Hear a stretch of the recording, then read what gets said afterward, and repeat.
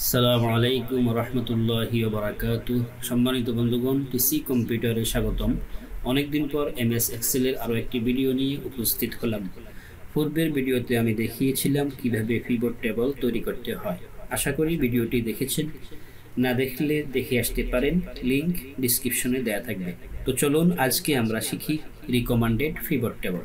Recommended pivot table হচ্ছে যে একটি পিভট টেবল তৈরি করার আগে আপনাকে সফটওয়্যারে কিছু রেডিমেড তৈরি করা পিভট টেবল নেয়ার জন্য প্রস্তাব করবে, রিকমান্ড করবে। যেমন আমার এখানে দুইটি টেবল আছে, এদিকে একটা আছে আর এইদিকে একটা টেবল আছে, ঠিক আছে।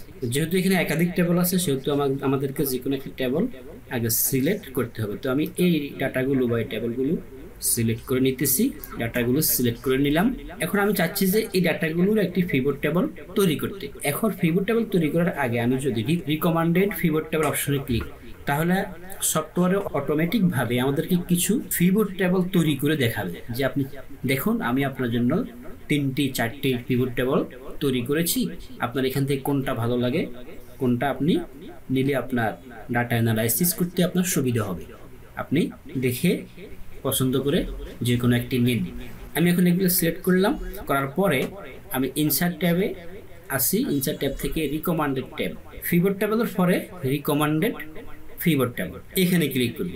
রিকমান্ডেড পিভট টেবলে ক্লিক করব। দেখুন ক্লিক করার পরে সফটওয়্যারে আমার জন্য 4টা পিভট টেবল তৈরি করে দিয়ে দিচ্ছি।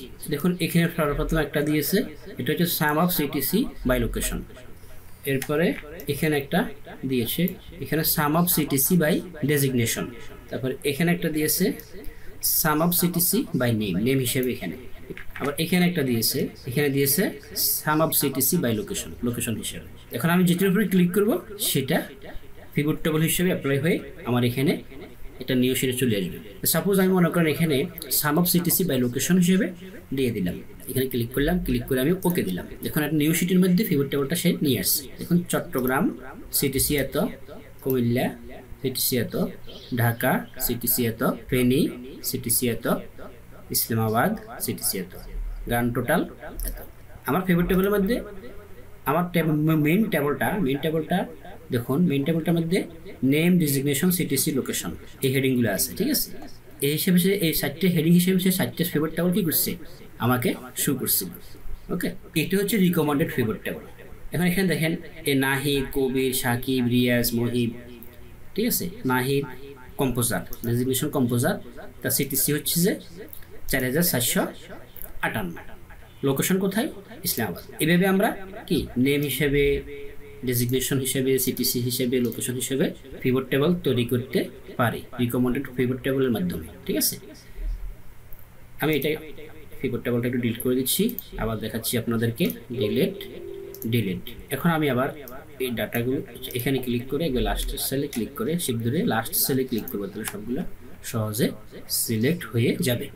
এখন আমি ইনসার্টে যাব, ইনসার্টে গিয়ে রিকমান্ডেড পিভট টেবল এখানে ক্লিক করব।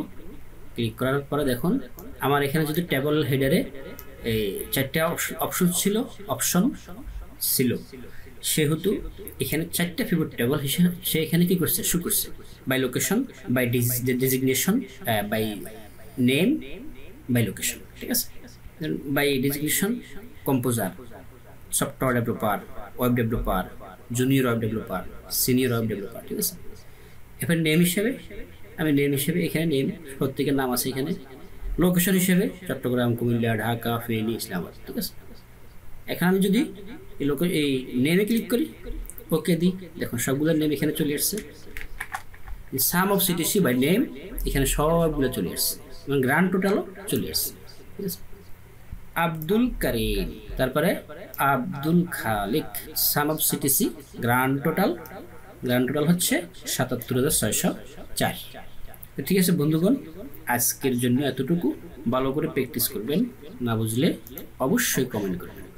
আর আমার চ্যানেলে যদি নতুন হয়ে থাকেন তাহলে অবশ্যই চ্যানেলটি সাবস্ক্রাইব করে বেল আইকন ক্লিক করে রাখবেন। প্রতিনিয়ত আমি ওয়ার্ড, এক্সেল রিলেটেড ভিডিও দিব ইনশাআল্লাহ। ভালো থাকেন, সুস্থ থাকেন এই কামনায় আজকের জন্য সমাপ্ত করলাম। আল্লাহ হাফিজ।